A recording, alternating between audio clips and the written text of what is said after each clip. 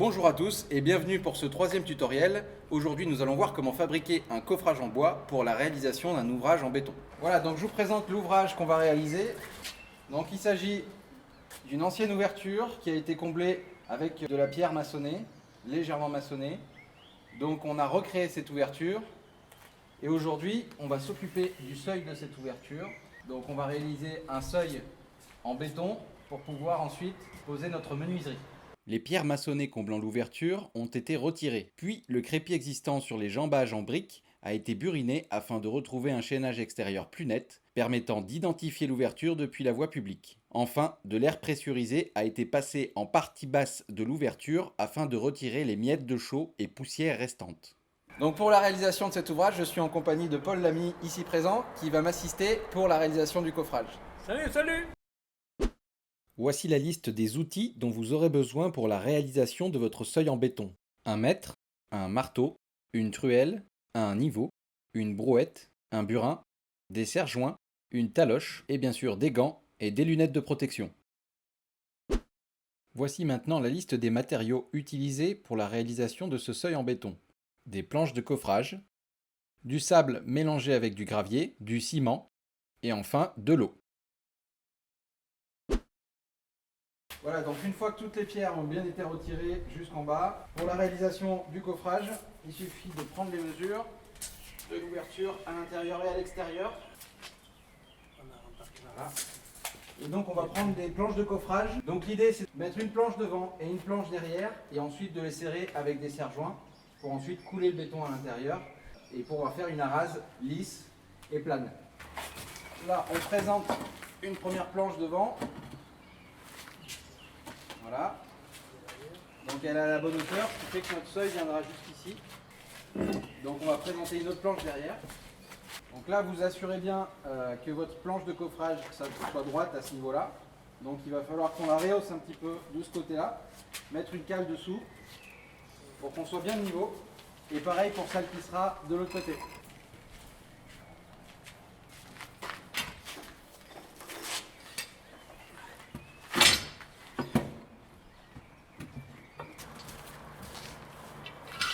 Là, ça peut descendre, vous avez. Voilà, donc maintenant qu'on a mis les deux planches, il va falloir qu'on garde le niveau entre les deux.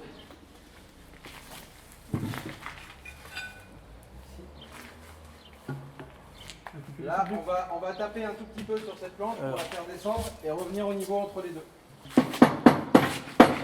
Là, c'est bon. On va faire pareil de ce côté-là. Il en manque pas beaucoup. Donc notre coffrage est de niveau, c'est terminé. Donc maintenant on va mouiller à grandes eaux pour enlever toutes les petites poussières et petites impuretés. Donc c'est parti.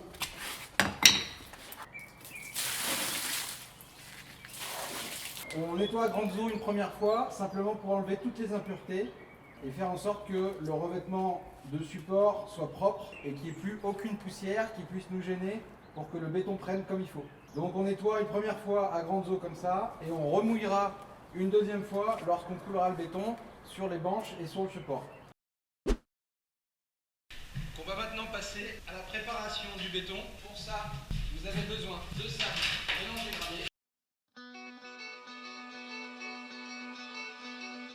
À cette préparation, on va ajouter le ciment.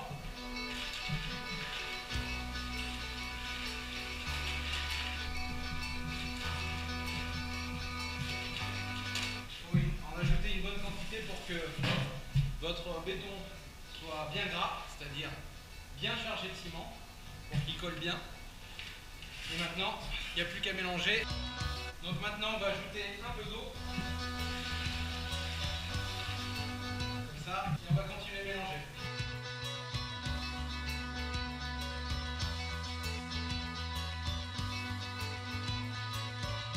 Voilà, maintenant que votre béton est prêt, il a la bonne consistance, vous n'avez plus qu'à le couler dans le coffrage. C'est parti. Donc maintenant, on va mettre directement le béton dans notre coffrage. Donc vous pouvez y aller avec des grandes pelletées. Donc là, on va simplement remplir le fond mettre une première couche de mortier. On va laisser tirer pour que demain on puisse passer la deuxième couche et qu'on puisse finir l'ouvrage complet en béton. Et là, c'est simplement pour faire la couche d'appui. Avec cette couche d'appui, on va garnir de pierre. Ça permet en fait d'avoir une cohésion avec le mur en pierre existant. Et ça nous permet aussi de mettre un volume moins important de béton.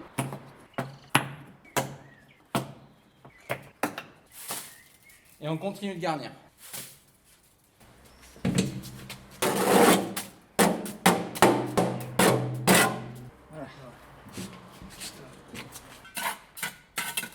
Voilà. Donc là, vous répartissez bien le ciment, histoire que ça couvre un petit peu les pierres que vous avez mis. On va rajouter quelques pierres.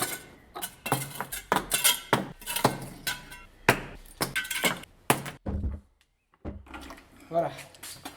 Donc on fera la suite demain matin. Une fois que la première couche aura tiré, on pourra continuer de remplir de mortier. Donc on achèvera cet ouvrage en béton. On aura fini notre seuil. On se retrouve demain matin pour continuer de remplir de béton notre coffrage. Voilà, donc on a laissé sécher la première couche.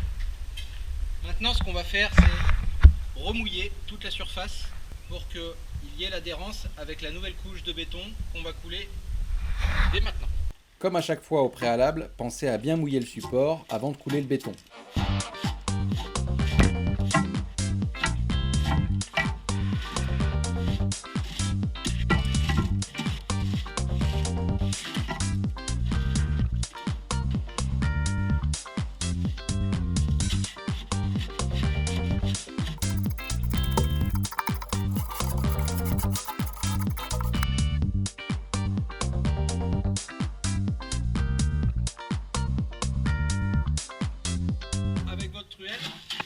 D'aplanir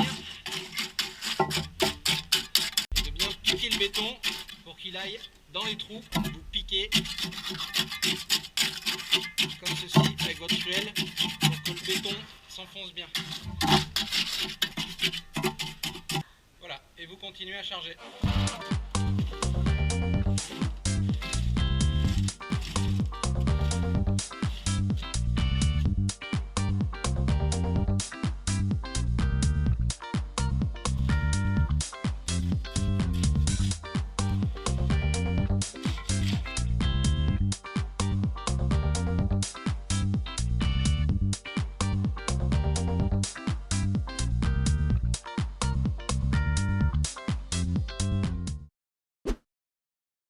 Donc maintenant, on va retirer un petit peu de béton, donc on va égaliser pour qu'on puisse ensuite lisser correctement. Donc en lissant votre béton avec la truelle, ça fait remonter l'humidité contenue dans le béton. Donc on appelle ça la laitance du béton, remonte en surface. Donc voilà la dernière étape, le lissage du béton avant séchage.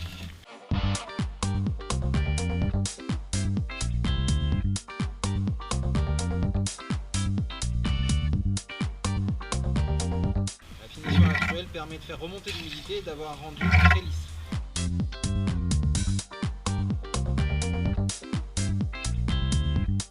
Essayez d'éviter au maximum les bulles d'eau qui forment des nids de poules dans le béton, donc ce sont des petites crevasses.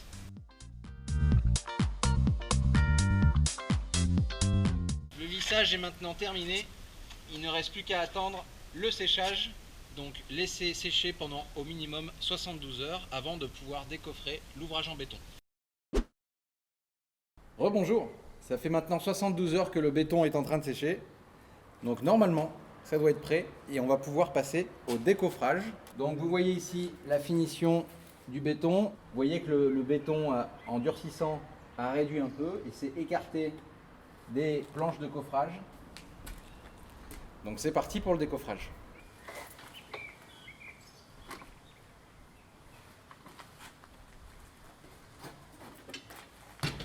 Pour le décoffrage, c'est assez simple. Vous enlevez les serre-joints et ensuite vous enlevez les planches. Rien de très compliqué.